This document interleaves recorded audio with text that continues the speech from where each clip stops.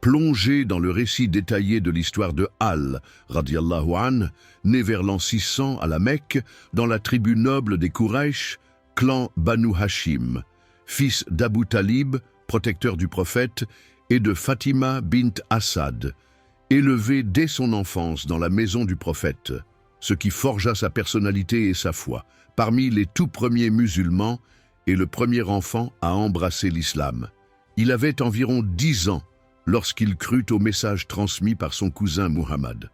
Lors de l'hégire, 622, il prit la place du prophète dans son lit pour tromper les Quraysh, risquant sa vie.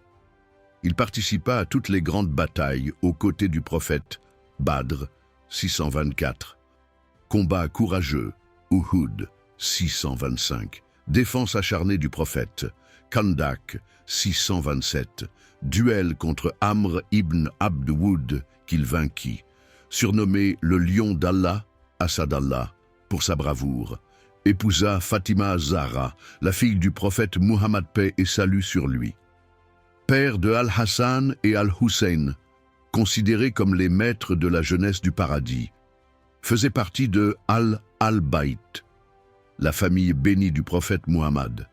Paix et salut sur lui, devint le 4e calife bien guidé après l'assassinat de Uthman ibn Affan.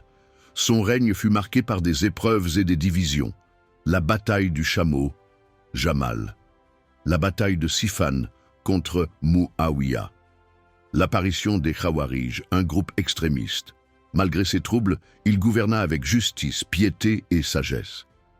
En 661, alors qu'il priait à la mosquée de Koufa, il fut blessé par le Kharijite Abd ar-Rahman ibn Muljam. Il mourut à l'âge de 63 ans, le même âge que le prophète Muhammad, paix et salut sur lui.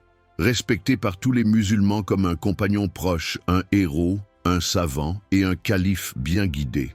Ses paroles de sagesse sont restées célèbres, vénéré par les sunnites comme un grand compagnon et par les chiites comme le premier imam. Abonnez-vous à la chaîne, aimez et partagez à tous les fidèles musulmans pour plus de contenu islamique. Qu'Allah le tout miséricordieux, le très miséricordieux, nous accepte dans son paradis éternel. Amin.